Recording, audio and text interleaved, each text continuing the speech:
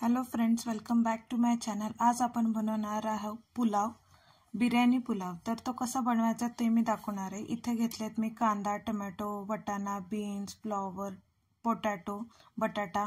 इथे घेतलेत मी गरम मसाला, तिखट, हळद आणि मग मी घेतला कांदा, लसूण, चाट आणि हे धने पावडर।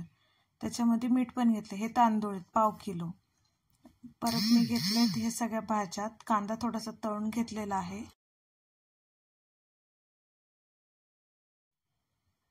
चला तर आपण कुकरमध्ये काय करायचंय, थोडंसं तेल जे होतं कांदा तळलेला ते तसंच ठेवायचं आणि त्याच्यामध्ये अजून तेल टाकायचं, मोहरी टाकायची, ती तडतडून द्यायची, मग जिरं टाकायचं, ते पण छान तडतडून द्यायचं आणि मग त्याच्यामध्ये आपल्याला टाकायचं आहे कांदा। छान तडतडून झाल्यानंतर मग त्याचा कांदा छान असा भाजून घेतला। असा कांदा टाकून झाल्यानंतर मग तो असं भाजून झाल्यानंतर मग त्याच्यामध्ये आता आपल्याला घालायचा आहे थोडासा टोमॅटो, जो काय आपण कापून घेतलेला आहे तो पण छान परतून द्यायचा आणि त्याच्यासोबत उरलेल्या ज्या भाज्या घेतल्यात त्या पण धुवून मस्त परतायच्या आहेत आपल्याला।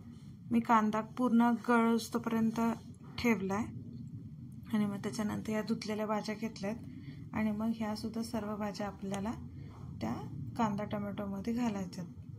तर मस्त परतून घ्यायचे आहेत आणि परताना त्याच्यामध्ये मीठ घालायचं आहे।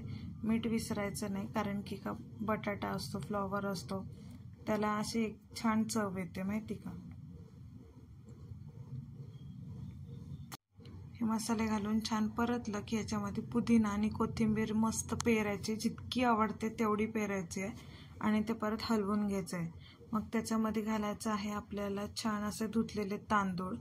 हे बघा, हे तांदूळ घेतले होते मी पाव किलो। ते याला 5-10 मिनिटं भिजत ठेवायचे, जेणे की तांदूळ छान फुलतो।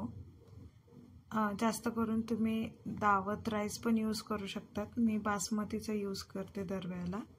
आणि जेवढं तुम्ही तांदूळ घेतला तेवढं अख्खं पाणी घालायचं आहे।